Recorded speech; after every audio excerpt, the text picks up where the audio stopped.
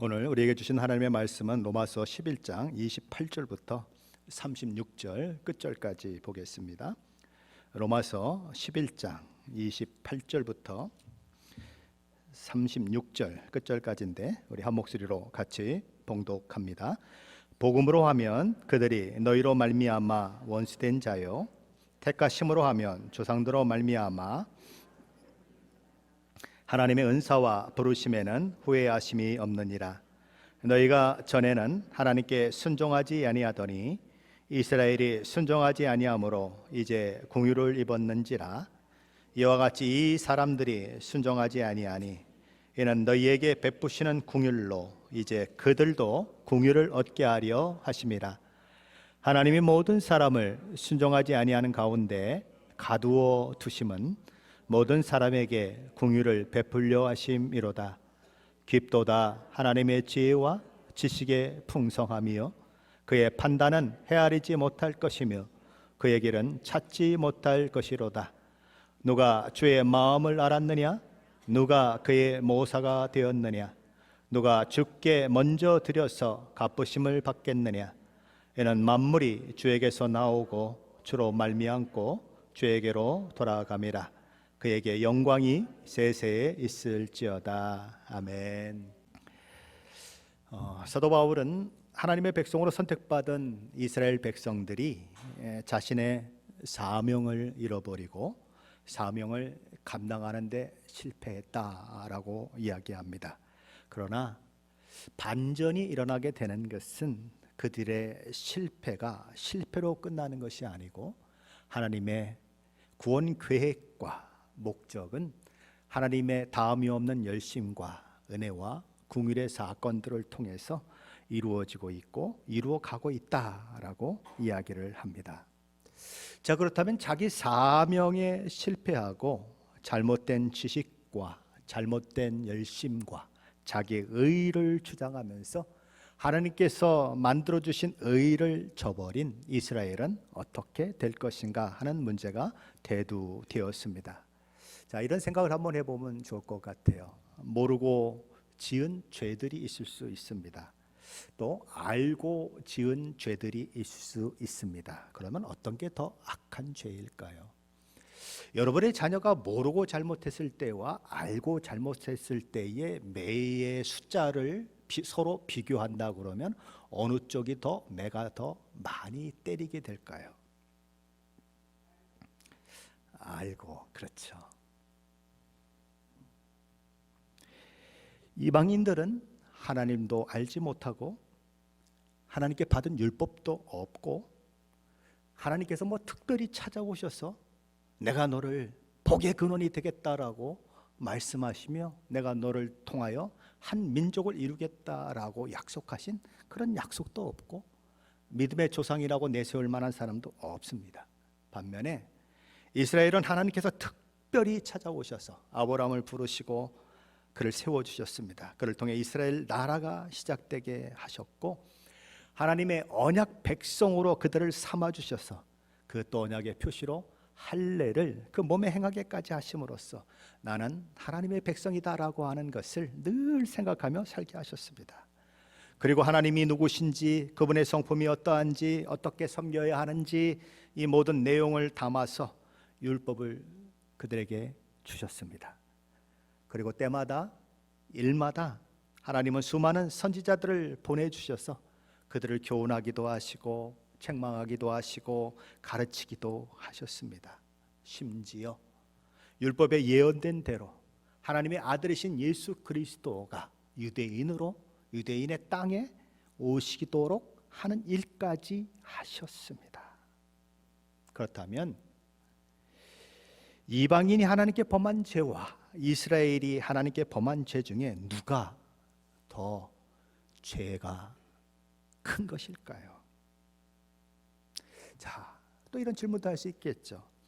모르고 지은 죄는 그렇다 치더라도 알고도 고의적으로 죄를 짓는다면 그게 용서될 수 있을까요?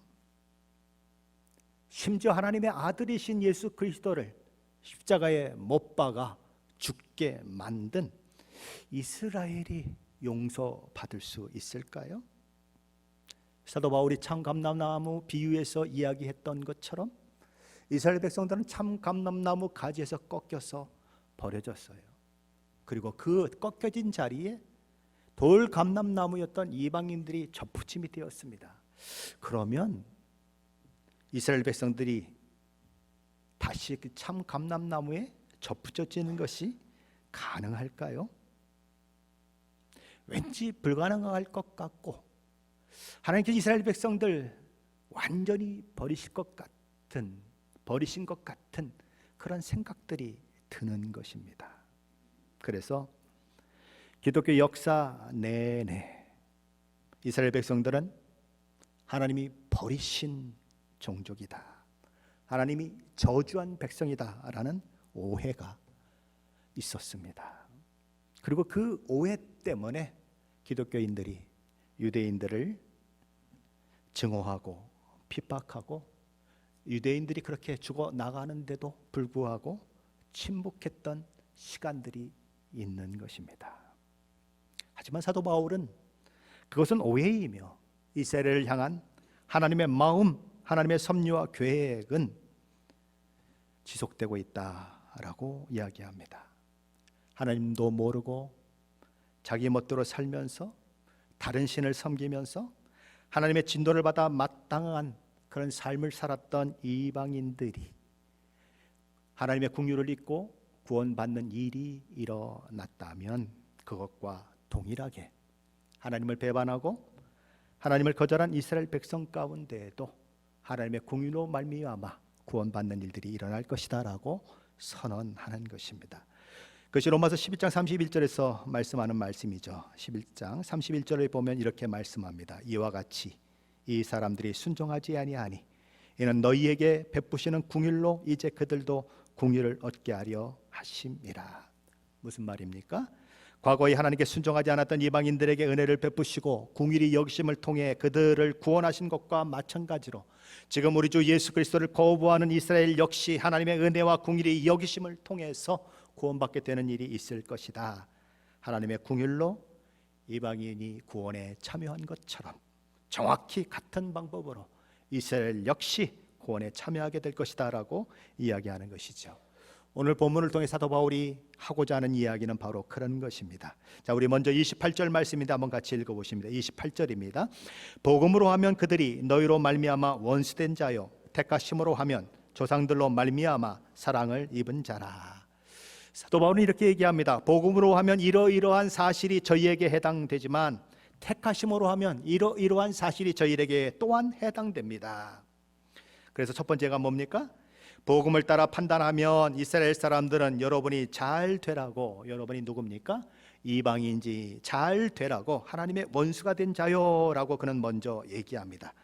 지금은 그리스도인이 되어 있지만 이방인들도 한때 하나님과 원수된 자들이었습니다. 왜 하나님과 원수되었습니까? 하나님을 알지 못했고 우리 주 예수 그리스도의 십자가 대속의 은혜로 구원받고 제사함받고 의롭게 되지 못했기 때문에 죄인이었어요. 죄인은 하나님의 진노 가운데 있는 자요, 죄인은 하나님과 원수된 자요, 죄인은 하나님의 멸망의 대상인 것입니다. 과거에 누가?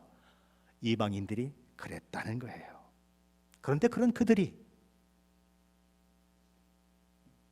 유대인들이 구원을 거부하고 그리고 하나님을 반역하는 그 일들을 통해서 꺾여 나가는 그 과정 가운데 그런 이방인들이 죽게 돌아오는 일들이 수도 없이 일어났다. 우리는 그것에 대해서 이미 지난 시간에 살펴본 적이 있습니다. 바로 그런 그들과 마찬가지로 이스라엘 사람들도 그렇게 구원을 얻을 수 있다라고 이야기하는 것입니다. 하나님과 원수단 생사 가운데 있었던 이방인들이 구원 얻어 하나님의 자녀가 되고 하나님의 백성이 된 것처럼 지금 현재 하나님과 원수된 이스라엘 백성들도 구원받아 하나님의 자녀요 하나님의 백성에 포함되는 그 일들이 일어날 것이다. 왜 그런가? 28절 하반전에 이렇게 얘기하는 것입니다. 택하심으로 하면 조상들로 말미암아 사랑을 입은 자라. 다시 말하면 이렇게 되는 것입니다. 28절은 복음으로 하면 유대인들은 이방인인 저와 여러분이 교회 안으로 들어오게 하기 위하여 하나님의 원수가 된 자가 되었다는 것입니다. 그러나 하나님의 선택이라고 하는 입장에서 보면 그들은 여전히 그들의 조상인 아브라함, 이삭, 야곱, 다윗 같은 그런 분들을 통하여 하나님이 약속하신 언약의 관점에서 본다면 여전히 하나님의 사랑을 받고 있는 백성들이다라는 것입니다. 사도 바울은 이 사실을 설명하기 위해서 로마서 11장 29절 말씀을 이야기하고 있습니다. 우리 29절 말씀 함께 읽어봅니다. 29절입니다. 하나님의 은사와 부르심에는 후회하심이 없느니라. 여기 은사라고 하는 것은 선물 혹은 아무 공로 없이 받는 사랑 등을 말합니다. 그리고 부르심이라고 하는 것은 하나님께서 이스라엘을 그분의 백성이 되도록 부르신 그 부르심을 말합니다. 이스라엘은 아브라함과 이삭과 야곱과 다윗에게 약속된 하나님의 언약이 여전히 유효한 백성이다라는 것입니다. 비록 한시적으로 그들이 복음을 거부하고 하나님의 원수를 자처하고 있지만 그럼에도 불구하고 하나님의 선택적인 관점에서 그들을 바라볼 때 그들이 현재 당하고 있는 그런 현실은 그들의 최종적인 운명이 될 수 없다. 왜냐하면 하나님의 은사와 부르심에는 후회하심이 없기 때문이다라는 거예요. 후회하심이 없다는 것이 무엇입니까? 후회한다는 건 뭐예요? 잘못 판단했기 때문에 후회하는 거죠. 맞죠? 잘못 결정했기 때문에 후회하는 거예요. 그러나 하나님에게는 그런 것이 없다는 거예요. 전지전능하신 하나님에게는 모든 것을 영혼부터 영혼까지 바라보고 계획하시고 결정하시는 분이시기 때문에 이스라엘 백성을 구원하고자 하는 그 일들을 내가 이스라엘 백성들이 그럴 줄 몰랐네. 그럴 줄 알았으면 내가 선택하지 않을 걸 괜히 선택했네라고 후회할 필요가 없다는 거예요. 왜요? 하나님은 영원부터 영원까지 내려다 보시는 분이기 때문에. 그러므로 그들이 지금 순종하지 않고 그런 일들을 하고 있지만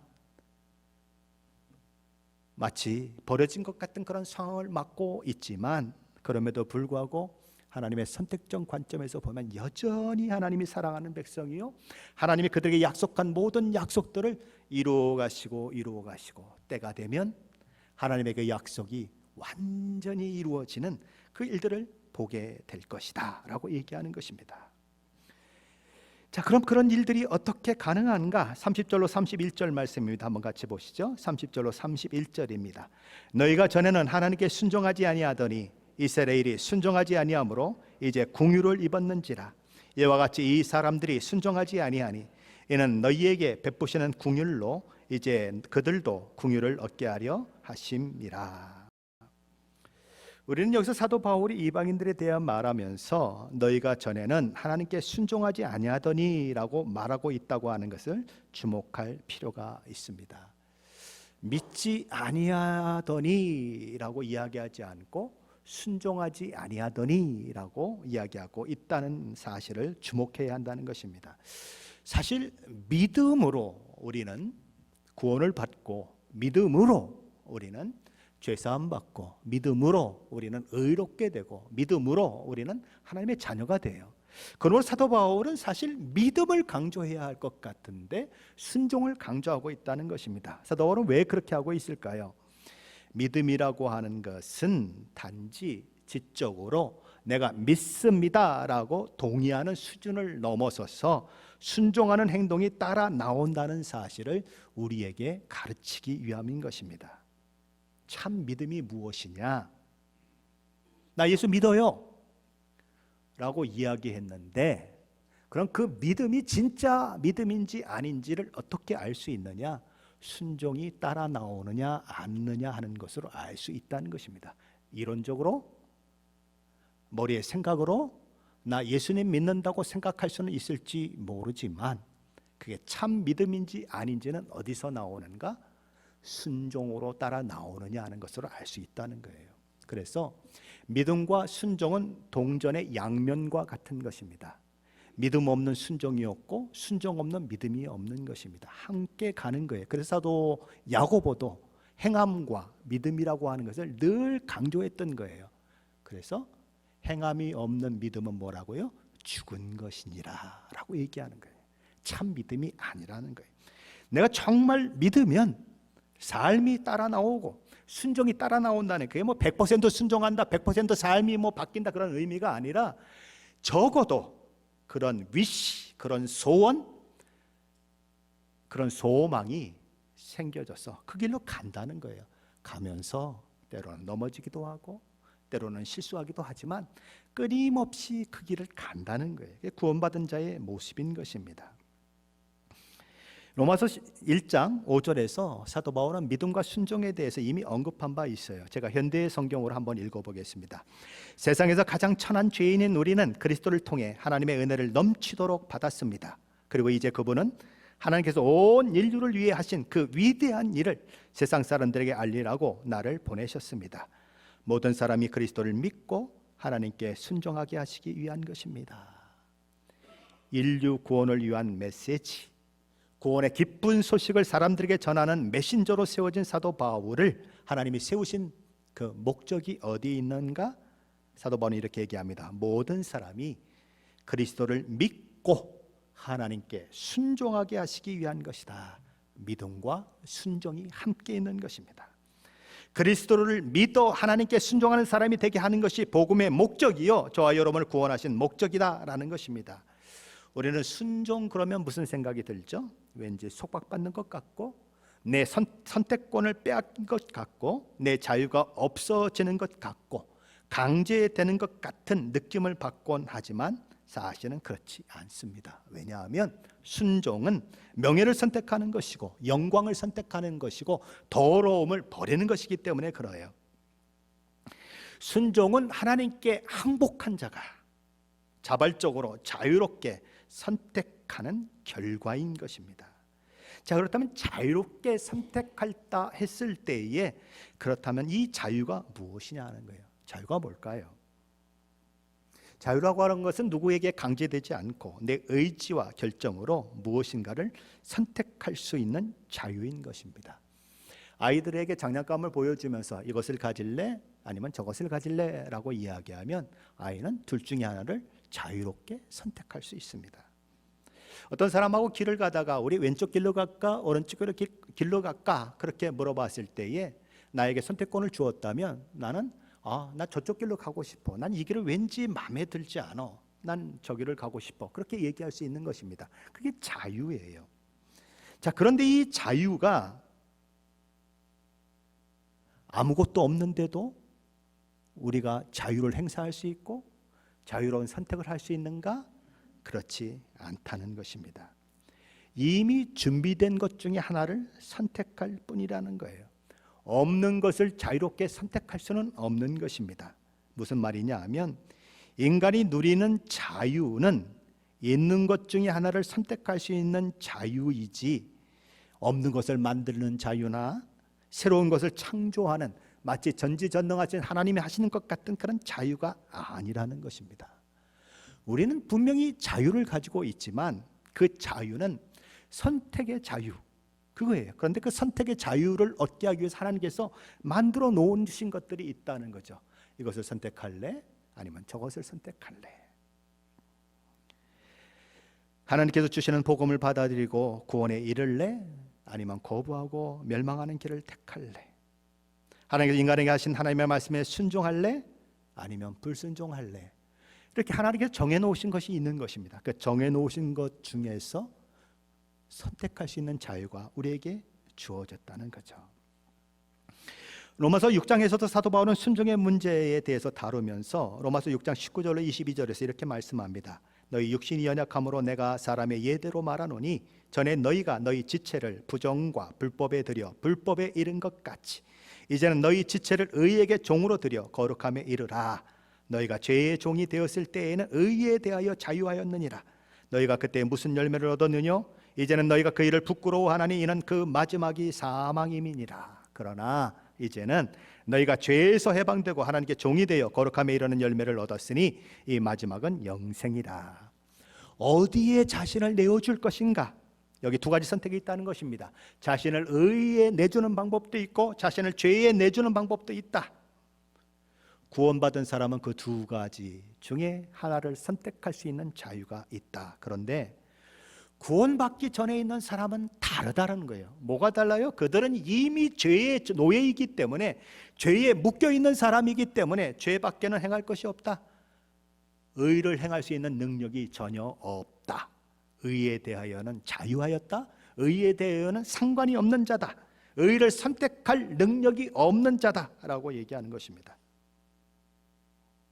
그러나 예수 믿고 구원받고 나면 의를 선택할 것인가 아니면 죄의 길을 선택할 것인가, 분명한 자유가 우리에게 주어진다는 것입니다. 그때에는, 예수 믿기 전에는 죄의 노예였기 때문에 죄의 노예니까 죄 시키는 대로만 하고 멸망의 길을 갈 수밖에 없었어요. 그러나 지금은 구원받고 하나님의 자녀가 됐기 때문에 옛 생활대로 살 것인가, 새 사람 된 삶을 가지고 살 것인가, 선택이 있다는 것입니다. 둘 중에 하나를 선택하며 가는 삶이 가능해졌다는 거예요. 그것이 바로 예수 믿는 자들이라는 것입니다. 순종이 무엇입니까? 순종은 하늘에서 뚝 떨어진 어떤 도덕적인 그런 덕목이 아닌 것입니다. 순종은 항상 대상이 있어요. 누구에게 순종할 것인가, 무엇에 순종할 것인가 하는 것이 있는 것입니다. 과거에 이방인들은 하나님께 순종하지 않았습니다. 그들의 순종의 대상은 하나님이 아니었습니다. 너희가 전에는 하나님께 순종하지 아니하더니라는 말이 그래서 나오는 것입니다. 너희도 순종하는 사람이 아니었다. 그런데 너희와 똑같이 지금 이스라엘 백성들도 순종하지 않고 있다. 그런데 순종하지 않는 너희들이 하나님의 긍휼로 구원받는 일이 일어났다면, 너희와 똑같이 순종하지 않고 있는 이스라엘도 하나님이 긍휼을 베푸시면 구원에 이르는 일들이 일어날 것이다 라고 이야기하는 것입니다. 그리스도인은 그러므로 어떤 사람인가? 하나님의 긍휼을 입은 사람들이다 라는 거예요. 긍휼이라고 하는 말은 불쌍히 여기는 마음, 측은히 여기는 마음을 말합니다. 그럼 긍휼이 누구에게 필요할까요? 자격이 없는 사람? 불순종하는 사람?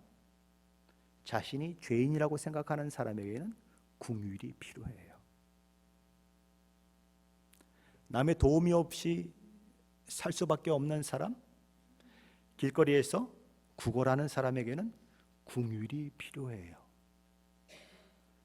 그런데 너무 잘 살아서 펑펑 돈을 쓰고 사는 사람이 한 사람이 있는데, 우리가 그 사람을 찾아가서 내가 그래도 백만장자는 좀 되는데 내가 그런 사람이야, 당신에게 좀 긍휼을 베풀고 싶어, 이렇게 얘기하면 수십 억만장자 되는 사람이 뭐라고 할까요? 이런 별 거지 같은 게 와가지고 별 이상한 소리를 하고 있네. 뭐? 백만장자? 야, 난 수백억 장자야. 너 뭐 가지고 있어? 내가 그거 오늘 다 사버리고 너 거지 될래? 그렇게 얘기할 수 있는 거죠. 그러니까 긍휼은 언제 필요하는가? 내가 자격이 없다고 생각하는 사람, 가난한 사람, 죄인이다 라는 생각을 가진 사람에게 긍휼이 필요하다는 거예요. 불순종해서 소망이 없다고 생각하는 사람에게 하나님의 긍휼이 필요하다는 거예요. 그래서 예수 믿는 사람이 누구냐는 거예요. 누가 예수를 믿게 되느냐는 거예요. 결국 예수를 믿게 되는 사람은 자신이 죄인인 줄을 아는 사람이에요. 자신이 긍휼을 받아야 하는 존재인 줄을 아는 사람이에요. 그걸 모르면, 그걸 알지 못하면 내가 왜 긍휼이 필요해요? 아니, 내가 의인인데 무슨 내가 뭐 죄인이라고 죄사함 받는 게 필요해요? 말도 안 되는 소리. 이 교회만 가면 맨날 나보고 죄인이라고 그러고, 지들은 얼마나 잘났다고 나한테 맨날 죄인 그래? 내가 왜 죄인이야? 그래서 화가 나서 교회 안 나오는 사람들이 있는 거예요.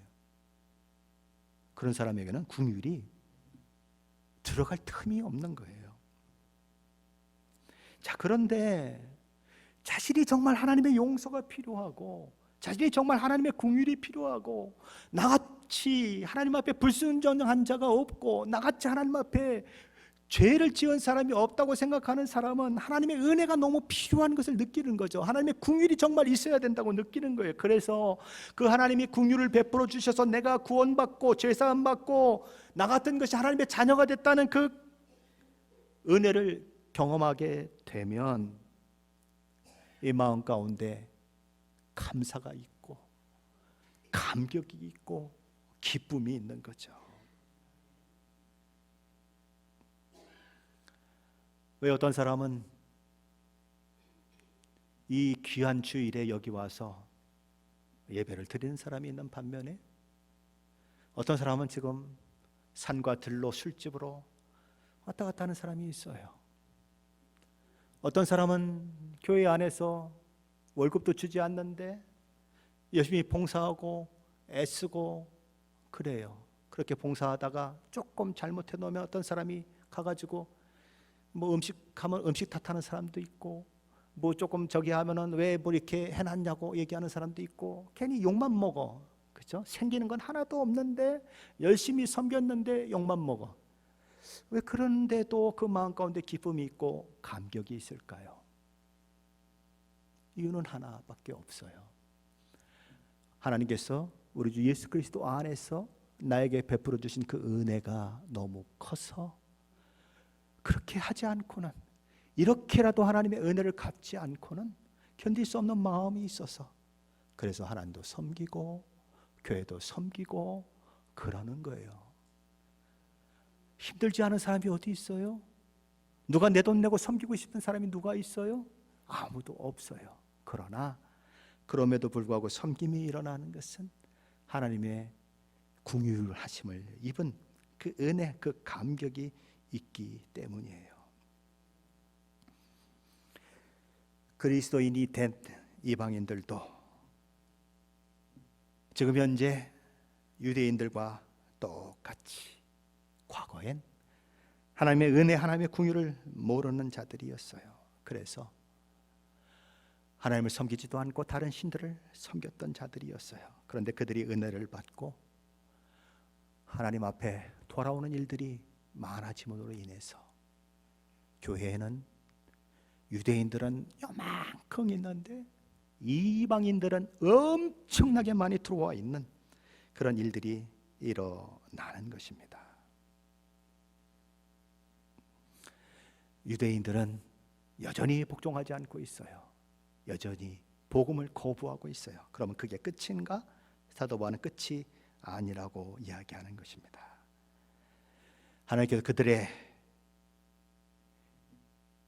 눈을 열어 구원의 기쁜 소식을 보게 할 때가 올 것이다. 이방인들이 수도 없이 교회로 들어와 복음의 혜택을 누리는 그 일들을 보면서 그들이 시기하는 일들이 있게 될 것이다. 그리고 때가 되면 하나님이 그들을 복음을 받아들이는 그 자리로 이끌어서 그들이 민족적으로 주께 돌아오는 그 일들을 하게 하실 것이다. 그 일이 얼마나 놀랍고 경이로운지, 사람들이 죽어 냄새 나는 자가 살아나 저벅저벅 걸어다니면 놀라는 것처럼 놀라는 일들이 있게 될 것이다 라고 얘기하는 것입니다.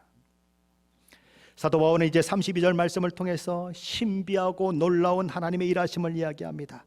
그 수많은 구약의 긴 세월 동안 구약 성경을 읽어보면 유대인, 이스라엘 사람 이런 말들만 주로 나오고 이방인들에 대한 언급은 조금밖에 있지 않습니다. 그런데 갑자기 반전이 일어나서 신약시대에 오니까 이제는 이방인 이렇게 되어버렸습니다. 온통 이방인뿐입니다. 유대인들은 그리스도 밖에 있고 그렇다는 것입니다. 그러나 그게 전부가 아니다.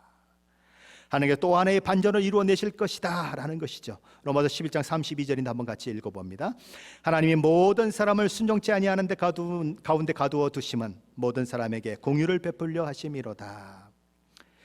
사도 바울은 갈라디아서 3장 22절에도 이와 비슷한 말씀을 하신 적이 있습니다. 그러나 성경이 모든 것을 죄 아래 가두었으니 이는 예수 그리스도를 믿음으로 말미암는 약속을 믿는 자들에게 주려 함이니라. 가두었다. 로마서에서는 순종치 아니하는데 가두었다. 갈라디아서는 죄 아래 가두었다라고 얘기하는 것입니다. 이런 말씀을 들으면 우리는 어떤 생각을 하게 되죠? 죄에 가두었다고? 불순종에 가두었다고? 그러면 우리가 순종하려고 해도 불순종할 수밖에 없게 만든 건가? 그럼 우리가 죄를 짓지 않으려고 해도 죄를 지을 수밖에 없게 만든 건가? 그냥 거기다 그냥 꽉 집어넣어놓고 그냥 죄만 짓게 만들고 불순종하게만 억지로 불순종하게 만들고 억지로 죄짓게 만들어가지고 결국 우리를 멸망시키려고 그러시는 건가? 그런 생각을 하게 되는 것입니다. 그런데 사실은 이 가두었다고 하는 말은 그들이 죄에 갇히고 그들이 불순종에 갇혔다는 이 말은 거기에 중점이 있는 것이 아니라 뒤에 있는 말의 중심, 거기에 의미가 더 강하게 있는 것입니다. 왜 가두셨느냐는 거예요. 왜 죄에 갇히고 왜 불순종에 가두어졌는가? 궁유를 얻게 하려 하심이라. 갈라디아서 3장 23절은 언제 그들이 언제까지 갇히는가 이렇게 얘기합니다. 믿음이 오기 전에 우리는 율법 아래에 매인 바 되고 계시될 믿음의 때까지 갇혔느니라. 언제까지요? 계시될 믿음의 때까지 갇혔다. 믿음의 때가 오기 전에는 우리가 죄의 포로가 되어 믿음에 계시될 때까지 갇혀 있다라는 거예요. 언제까지? 궁유를 베풀어질 때까지, 믿음을 가질 때까지 갇혔다. 왜 하나님은 이 갇혔다는 표현을 쓸까요? 갇혔다는 표현은 자기 스스로 빠져나올 수 없다는 것을 말합니다. 그렇잖아요. 감옥에 갇혔어요. 자기 스스로 빠져나올 수 없는 것입니다. 죄에 갇혔어요. 자기 스스로 빠져나올 수 없는 것입니다. 불순종에 갇혔어요. 자기 스스로 빠져나올 수 없는 것입니다. 그 죄의 갇힘, 불순종의 갇힘을 통해서 인간은 절망할 수밖에 없는 거죠. 왜요? 빠져나갈 수가 없으니까. 그래서 죄의 결과, 불순종의 결과를 맞닥뜨릴 수밖에 없는 운명 가운데 처해진 인간, 그 모습이 여기 있는 것입니다. 그럼 하나님께서 왜 그 일을 여전히 허락하시고 왜 그 일을 그렇게 놔두시는가? 로마서 1장에 보면 그들이 하나님을 마음에 두기를 싫어하며 뭐라고요? 내버려 두시사 그들의 욕심대로 행하게 하셨으니라고 하는 말이 참으로 많이 나와요. 내버려 두사, 내버려 두사. 하나님을 버리고 자기 마음대로 살겠다고 고집하고 그러니까 하나님 그냥 내버려 두세요. 방치하셔요. 그러니까 점점 악으로 달려가요. 점점 불순종으로 달려가요. 그래서 결국 거기에 갇혀서 빠져나올 수 없는 상황을 만들어내는 것이지요. 그래서 절망하는 것입니다. 그래서 자신이 소망이 없다는 것을 알게 되는 것입니다.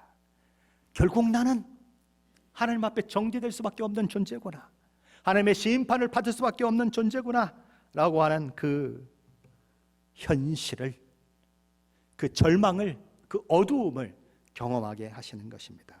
왜요? 거기서부터 구원이 출발되기 때문에 그래요.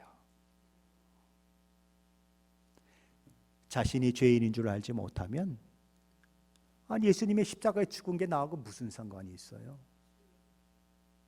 내가 의인인데 무슨 죄인을 위해서 십자가에 죽으신 게 무슨 상관이 있어요? 하나님이 왜 죄 가운데, 불순종 가운데 가두셨다고 얘기하는가?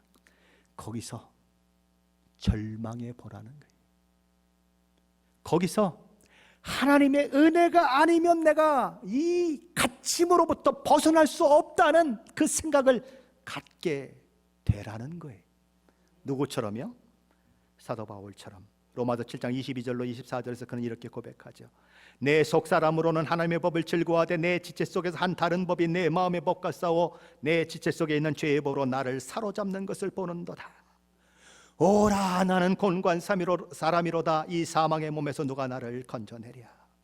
벗어나고 싶어요. 사망의 몸에서 벗어나고 싶어요. 나도 하나님의 말씀대로 살고 싶은 마음이 내 속에 있어요. 그런데 늘 넘어지고 깨어지고 자빠지고 어떻게 할 수 없는 자기를 발견하는 거예요. 그래서 오라, 나는 곤고한 사람이로다. 누가 이 사망의 몸에서 나를 건져내랴라고 그런 절망하는 거예요. 그리고서 그 절망이 어디로 이끕니까? 25절 상반절은 이렇게 얘기합니다. 우리 주 예수 그리스도로 말미암아 하나님께 감사하리로다. 예수밖에 없다는 거예요. 누가 건져내랴? 예수가 건져냅니다. 그래서 예수께 내가 감사합니다라고 얘기하는 거예요. 하나님이 모든 사람을 순종치 아니하는데 가두어 두심은 모든 사람에게 긍휼을 베풀려 하심이로다. 아버지를 떠나고 싶은 욕망과 온갖 세상 즐거움을 누리고 싶은 유혹 앞에 탕자는 자신을 내어주지 않습니까? 그래서 아버지가 버젓이 살아계신데도 불구하고 내게 줄 유산을 미리 달라고 요구하여 아버지가 허락하죠. 그것을 다 팔아 먼 나라로 가서 이 둘째 아들은 허랑방탕한 삶을 살게 됩니다. 작은 아들은 죄에 갇혔습니다. 불순종에 갇혔습니다. 쓰면 쓸수록, 살면 살수록 그의 삶은 피폐해지고 어려워집니다. 점점 상황이 어려워져요. 가뭄이 오고 돼지를 치는데 돼지가 먹는 음식을 먹으려고 해도 돼지가 그냥 달려드는 바람에 먹을 수가 없어요. 왜요? 돼지도 배가 고프니까, 자기도 먹어야 사니까 사람이 먹는 걸 허락하지 않아요. 내가 이러다가 굶어 죽지.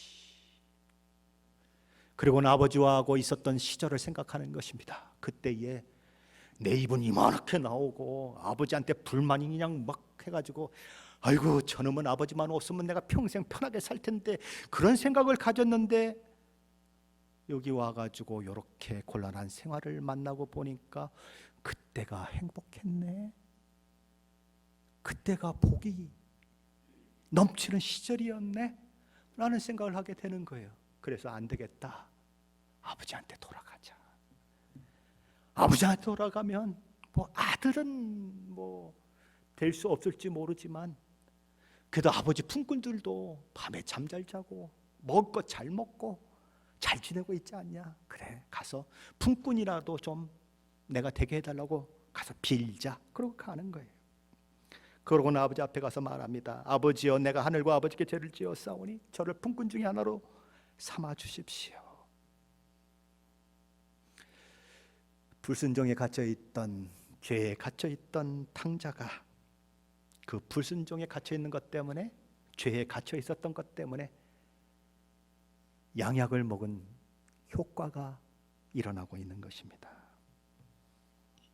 그는 아버지를 떠난 삶이 행복한 삶이라고 생각했어요. 아버지의 잔소리를 듣지 않는 삶이 아주 보람된 삶이고 나의 삶을 유익하게 하는 것이라고 생각했어요. 그런데 이제는 그게 아닌 것입니다. 아버지와 함께 있는 것이 행복이요? 아버지를 떠나 자기 마음대로 사는 것이 자유롭고 복된 삶이 아니라 아버지의 말씀에 순종하고 사는 것이 복임을 그는 깨닫게 되는 거예요. 무엇을 통해서요? 죄 아래 갇힌 것을 통해서, 불순종에 갇힌 것을 통해서 그걸 알게 되는 거죠. 그래서 그는 이전의 아들과 달라진 아들이 되는 거예요. 이전에는 아버지와 함께 있으면서도 불편했어요. 아버지 잔소리만 들으면 화가 났어요. 아버지 도대체 나한테 왜 이렇게 잔소리를 많이 하고 뭘 시키고 그러는지 모르겠다라고 불평했어요. 그런데 지금은 아버지와 함께 있는 게 기쁨이고, 아버지가 나한테 잔소리하는 게 그게 기쁨이고 감사하고 행복한 거예요. 아버지를 향하는 태도가 달라졌어요. 아버지를 향한 말이 달라졌어요. 왜요? 불순종에 갇혀보고 죄에 갇혀보니까 그의 삶이 얼마나 피폐하고 얼마나 힘든 삶인 줄 알고 나니까 바뀌어지는 것이지요. 하나님이 왜 우리를 죄 아래 가두신다고 얘기하시는가? 불순종에 가두었다고 얘기하시는가? 하나님과 동행하는 삶, 하나님을 아버지로 모시는 삶, 하나님께 순종하는 삶이 얼마나 위대하고 얼마나 복되고 얼마나 행복한 것인지를 알라고 그러는 거예요. 그 삶이 없으면, 불순종했다고 하는, 죄에 갇혔다고 하는 그것 때문에 고민, 고통, 눈물, 한숨 이런 것들이 없으면 예수 믿는 것이 아무런 의미가 없어요. 왜 아버지가 목사이고 아버지가 장로이고 엄마가 권사이고 그런 가운데 태어난 이 모태 신앙의 사람들이 왜 신앙의 메가리가 없을까요? 뭐 때문에 신앙에 힘이 없을까요? 자기가 얼마나 죄인인 줄 몰라서 그래요. 어릴 때부터 그냥 교회 들락달락 따라다니고 그냥 그런 줄 알고 살았어요. 그러다 보니까 이 감격이 없는 거예요. 그런데 뭐 그냥 온갖 도둑질하고 나쁜 짓하고 깡패짓하고 그러다가 예수 만나가지고 막 변화된 사람은 막 그냥 그게 너무 감사해서 막 간증하죠. 내가 옛날에 이런 사람이었는데 예수 만나서 이런 사람이 되었습니다. 나 같은 것을 어떻게 하나님이 구원해 주셨을까요? 그러면서 막 울면서 막 간증을 해요. 그러면 막 이 못된 신앙 사는 사람들이 부러워가지고 침을 질질 흘리면서 나도 한번 타락해 볼까? 나도 한번 타락해 볼까? 가서 술 먹고 깽판 한번 치고 그러고 한번 돌아와 볼까? 이러는 거예요. 왜요? 이 죄에 대한 고민이 없었기 때문에. 불순종이 만들어내는 그 결과가 얼마나 참혹한 것인 줄을 알지 못하고 그냥 교회를 다녔기 때문에, 어릴 때부터 그냥 자연스럽게 다녔고 그냥 교회가 문화가 되고 교회가 그냥 삶이 되고 교회 없는 게 없는 거예요. 그냥 태어나 보니까 나 교회에 앉아 있고 태어나 보니까 나 교회 와서 뭐 예배 드리고 있고 그냥 덜렁덜렁 그냥 이 그리스도인들과 함께하는 이 삶이 그냥 습관처럼 되어버려. 감격이 없는 거예요. 그래서 모태 신앙들이 뜻하미지가 않을 때가 많은 거예요. 하나님은 사람을 죄 아래 가두셨다 말합니다. 불순종 가운데 가두었다. 율법 아래 가두었다는 말도 나와요. 왜요? 입 다물게 하려고, 큰 소리 치지 못하게 하려고. 나는 의인이야, 나는 괜찮은 사람이야, 나는 멋진 사람이야, 나는 하나님 없어도 살 수 있는 사람이야 얘기하지 못하게 하려고, 자기 힘과 자기 능력과 자기 모든 것으로 구원을 얻을 수 없다는 사실을 처절하게 깨닫게 하려고 하나님 그러신다는 거예요. 이방인들이 우리는 그래도 몰라서 죄졌지만 너 유대인들은 알면서도 그랬잖아. 이 성경에 이렇게 많은 이야기들이 있는데 이거 다 읽고 외우면서도 그렇게 나쁜 짓을 했잖아. 그러니까 너희는 멸망하는 것이고 우리는 구원받는 것이야 라고 이야기하고 싶겠지만 아니다. 너희도 하나님을 모를 때, 너희도 하나님을 반역할 때 내가 너를 찾아와 궁일이 여기고 구원받는 일들이 일어났던 것처럼 유대인들도 마찬가지다. 그들도 불순종 가운데 있고 그들도 죄 가운데 있지만, 하나님을 거부하는 그런 상황 가운데 있지만 그들도 나의 궁일로 말미암아 구원받게 하는 것이 내가 그들을 향해 가지는 나의 사랑이란다. 사도 바울은 로마서 9장부터 11장까지 오면서 자기 동족 때문에 너무 아팠어요. 여러분 중에 자녀를 위해, 자녀의 영혼을 위해, 그의 구원을 위해 기도하는 분들이 있으십니까? 부모님을 위해 눈물로 기도하시는 분들이 있으십니까? 하나님, 예수 알아야 되잖아요. 예수 믿고 구원받아야 되잖아요. 우리 엄마 아빠, 우리 아이들 지옥 가면 어떡해요 하나님? 그건 아니잖아요 하나님. 그러면서 우리 눈물로 기도하시는 분들이 있어요. 사도 바울의 마음이 그랬다고요. 하나님, 내 민족이 멸망받으면 어떡해요? 사도 바울이 그런 마음이 있었다고요. 그런데 이 사실을 깨닫고 나니까 하나님의 사랑이 여전히 이스라엘 백성 가운데 흐르고 있고 하나님의 계획이 그들을 구원한다고 하는 그 사실을 알고 나니까 사도 바울은 그 일들 때문에 너무 감격하는 거예요. 하나님이 오늘 나타나셔가지고 저와 여러분에게, 딸아, 염려하지 마. 내 아들, 그 뺀질거리는 아들 내가 변화시킬 것이고 내가 구원할 거야 라고 말씀하면 여러분에게 어떤 감동이 있을까요? 얼마나 기쁠까요? 얼마나 울까요? 사도 바울이 지금 그러는 거예요. 뭐라고 하는가 한번 보십시다. 33절로 36절인데 한번 같이 읽어봅니다. 33절로 36절입니다. 깊도다 하나님의 지혜와 지식의 풍성하며 그의 판단은 헤아리지 못할 것이며 그에게는 찾지 못할 것이로다. 누가 주의 마음을 알았느냐? 누가 그의 모사가 되었느냐? 누가 주께 먼저 드려서 갚으심을 받겠느냐? 이는 만물이 주에게서 나오고 주로 말미암아 주에로 돌아감이라. 그에게 영광이 세세 있을지어다. 아멘. 깊도다 하나님의 지혜요 지식의 풍성함이요 그의 판단과 결정은 헤아릴 수가 없다. 누가 모사가 되겠느냐? 누가 돈을 꿔주고 돈을 달라고 하나님께 얘기할 수 있겠느냐?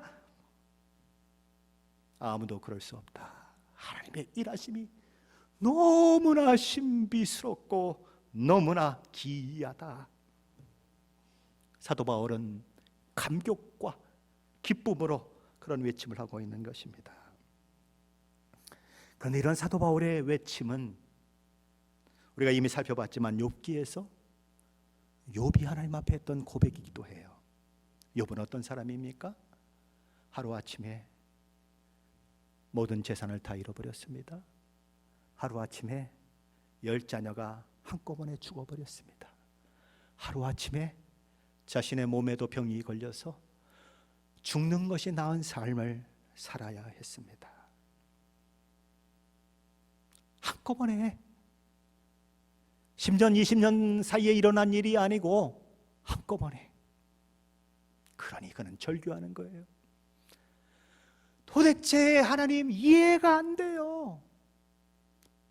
이해가 안 되는 욥, 이해가 안 되는 욥의 친구들이 그래서 논쟁을 벌이는 거예요. 왜요? 이해가 안 되니까.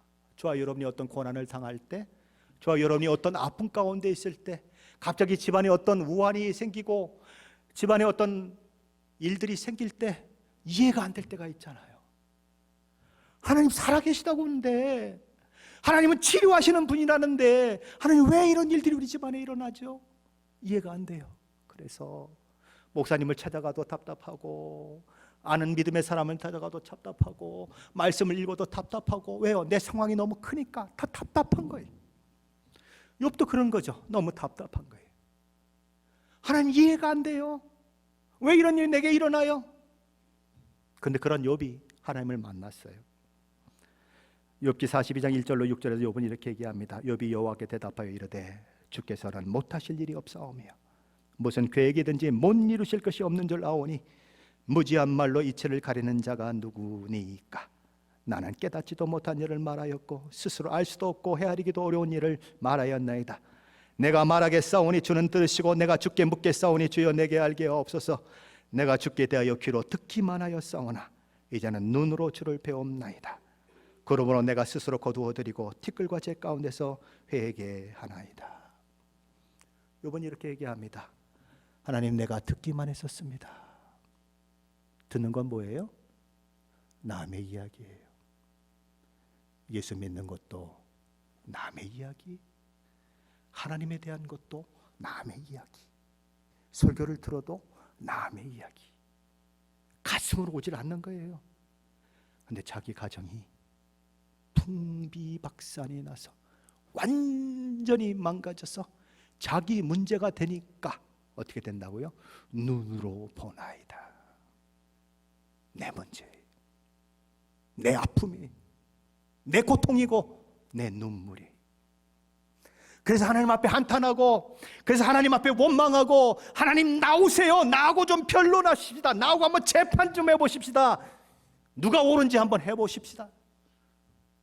친구들의 말을 통해서 상처 입고, 그래서 눈물 없이는 살 수 없는 밤, 아픔과 고통으로 인하여 잠을 자려고 해도 잠을 잘 수가 없고, 일어나도 고통, 누워도 고통, 그런 삶을 살며 그는 힘들었어요.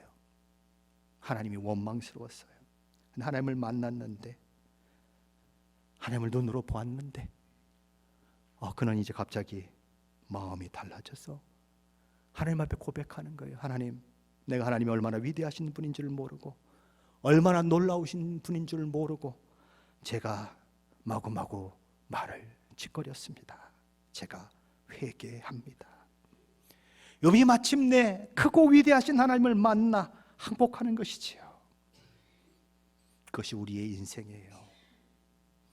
살아가는 동안 수도 없이 우리는 이해할 수 없는 일들을 만납니다. 하나님 왜 이런 일을 내게 허락하실까? 하나님을 향해 화가 나기도 하고, 그래서 하나님 앞에 나아가 울부짖기도 하고 금식하기도 하고 새벽기도 하기도 합니다. 그런데 언젠가 욥이 하나님 앞에 섰던 것처럼 우리도 하나님 앞에 서게 될 때 우리도 똑같은 고백을 하게 된다는 거죠. 하나님을 만나면 괜히 죄송해지는 것입니다. 하나님, 내가 그때 몰라서 그랬어요. 하나님이 얼마나 위대하시고 얼마나 신비스러운 분이신지 내가 알지 못하고 요만한 지식을 가지고 내 아픔이 너무 커서 하나님 앞에 너무 할 말 안 할 말 다 했어요. 하나님 나 용서해 주세요. 내가 회개합니다. 우리는 그 신비스럽게 일하시는 하나님이 우리의 아버지이시기 때문에 나보다 나를 더 잘나시고 내가 나를 사랑하는 것보다 나를 더 사랑하시고 내가 소원하는 것이 요만큼이라면 그 소원하는 것보다 더 큰 일을 이루시려고 하는 하나님의 계획이 있다는 것을 우리가 알면 오늘 이해되지 않는 환경 속에서 오늘 내가 불평을 쏟아낼 수 있는 그런 환경 속에서 우리도 욥처럼 하나님 앞에 고백할 수 있는 것입니다. 내가 귀로만 듣기만 하더니 이제는 눈으로 보옵니다. 하나님, 나의 모든 것이 주님 안에 있습니다. 제 삶을 받아주시고 저를 통해 하나님의 뜻이 이루어지도록 하나님 나를 사용하옵소서. 하나님의 영광의 도구가 되기를 원합니다. 복의 통로가 되기를 원합니다. 우리도 그런 고백을 할 수가 있습니다. 하나님이 누구신 줄 알면 하나님의 위대하심과 하나님의 사랑과 하나님의 긍휼이 우리를 향하고 있다는 사실을 알면 우리는 어떤 처지, 어떤 상황에서도 하나님의 위대하심을 찬양하며 나아갈 수 있습니다.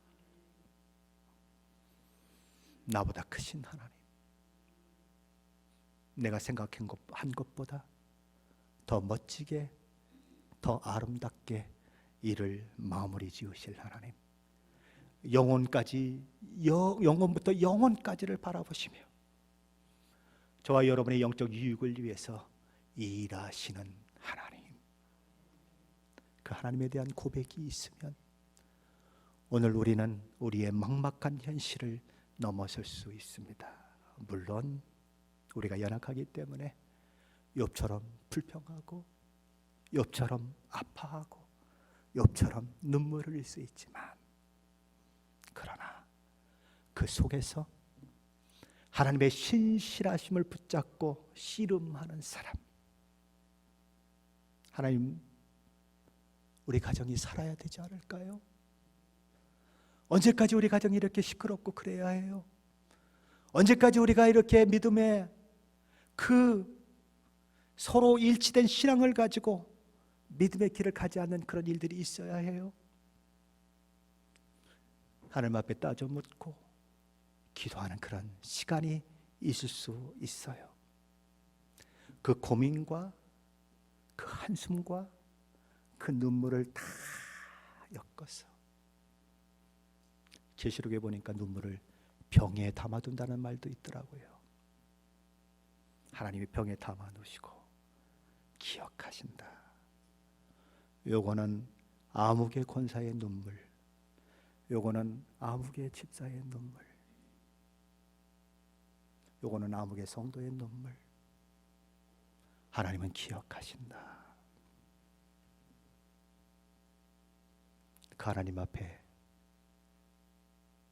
기도한 것만큼, 그 하나님 앞에 운 것만큼 하나님이 갚으시지 않고 우리의 부족함에도 불구하고 우리의 불순종과 우리의 못남에도 불구하고 하나님은 하나님의 일들을 이루어 가실 것이다.